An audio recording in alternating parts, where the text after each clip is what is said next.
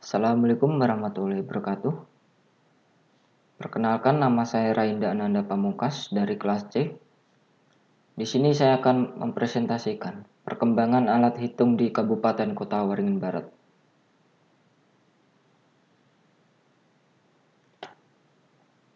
Yang pertama ada abakus atau sampoa.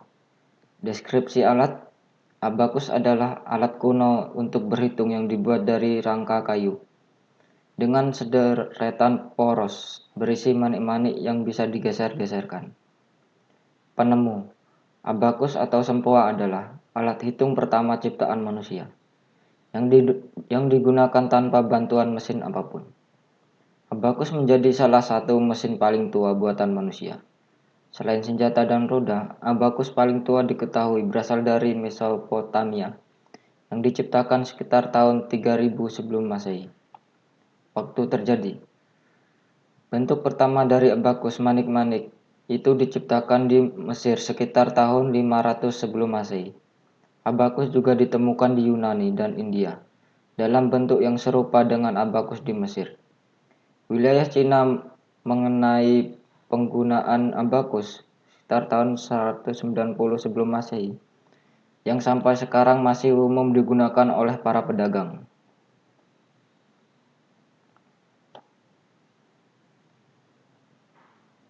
Yang kedua yaitu kalkulator. Deskripsi alat: kalkulator adalah alat untuk menghitung dari perhitungan sederhana seperti penjumlahan, pengurangan, perkalian, dan pembagian sampai kepada kalkulator sains yang dapat menghitung rumus matematika tertentu. Penemu kalkulator pertama adalah Blaise Pascal, terlahir di Clermont-Ferrand pada 19 Juni 1623. Ayahnya Etienne Pascal, penasihat kerajaan yang kemudian diangkat sebagai presiden organisasi The Court of Arts di kota Clermont.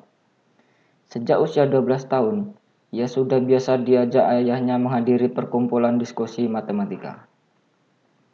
Cara kerja: kalkulator mampu menghitung secara cepat karena mempunyai otak yang disebut prosesor.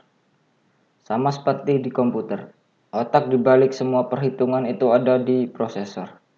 Lantas bagaimana prosesor itu bekerja sehingga bisa melakukan perhitungan? Itu kan intinya. Kalkulator tidak mempunyai jari sehingga kalkulator harus mencari cara lain, yaitu dengan menggunakan bilangan biner. Waktu terjadi: alat hitung kalkulator kini dengan mudah kita akses di telepon genggam. Namun, pernahkah Anda bertanya, bagaimana sejarah kalkulator hingga bisa digunakan seperti sekarang ini? Menurut sejarahnya, pada 1 Februari 1972,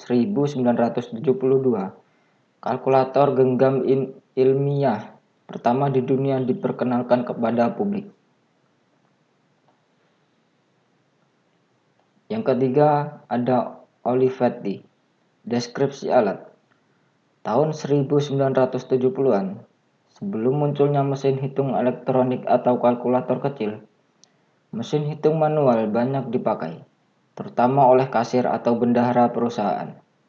Mesin hitung demikian cukup besar dan berat. Pada masa itu, mesin hitung yang cukup populer bermerek Olivetti buatan Italia. Penemu: mesin hitung Olivetti didesain oleh Marcello Nizzoli pada 1949.